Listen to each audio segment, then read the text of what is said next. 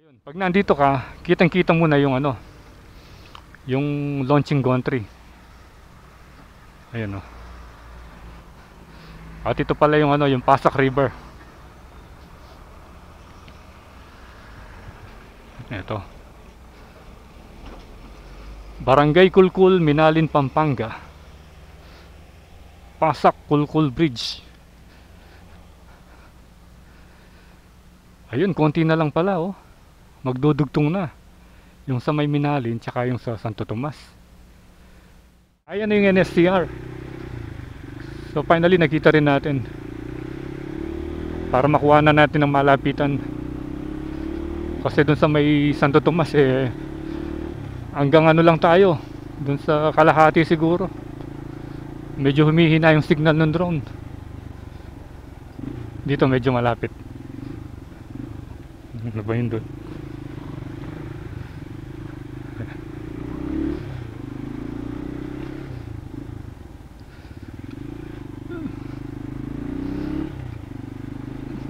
Ang lalaki ng mga ano rito, bodega.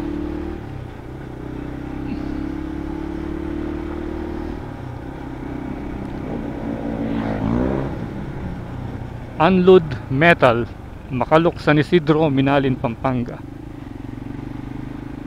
Ito oh. Ito talagang malapit na rito. Ayan. Hanap lang tayo ng spot. Dito baka pwede na rito. Pero diretso pa tayo para makita natin kung ito. Ayan. Dito na pala oh. Ito yung sa Minalin side.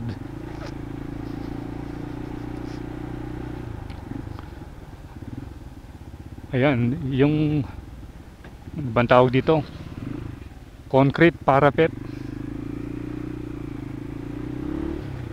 Ayan, dito pala oh, ano na.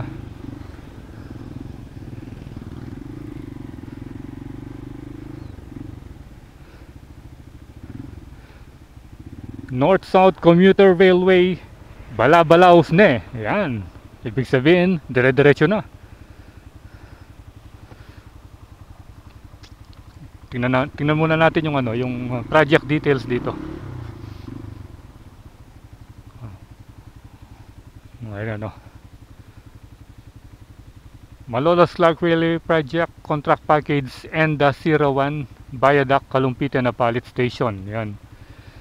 Location Malolos, Bulacan to Minalin, Pampanga. Ang cost nito is 35,210,279,665.77 pesos.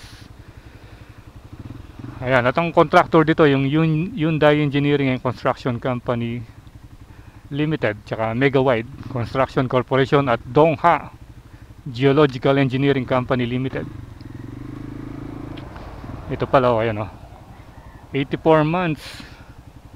Bali yung length nito 16.92 kilometers. Ayan.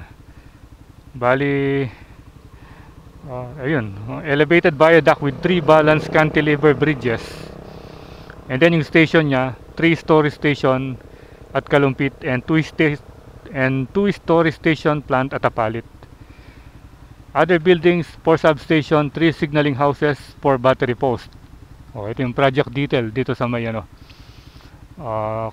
contract package ENDA 01.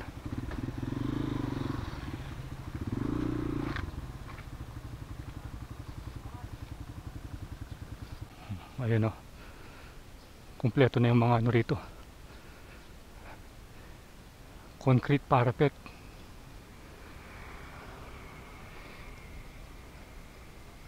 Tignan natin, i-draw natin para makita natin ng ano, yung kabuuan niya kung saan naabot.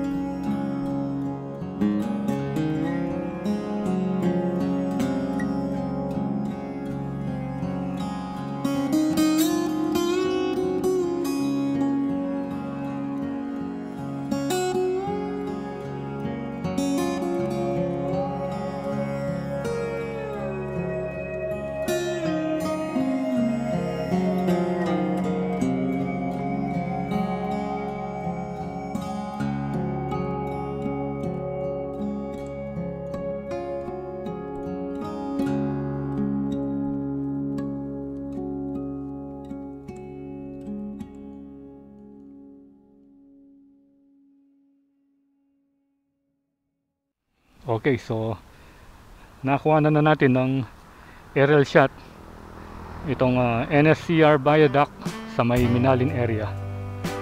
Ayan, dito mahaba na yung mga concrete parapet na yun.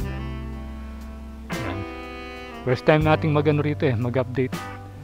Kasi last time dun tayo sa may Apalit area at dun sa Santo Tomas area. Dito sa gitna hindi pa tayo nakapag-ano. Ngayon pa lang natin nakita. So for now, ito muna yung latest update dito sa may Minalin Viaduct ng NSCR. So abangan yung susunod natin mga update. At siguro maybe a month or two babalik tayo rito para makita. Ride safe always, Kabalen. See you when I see you, and Troy Landas is signing out.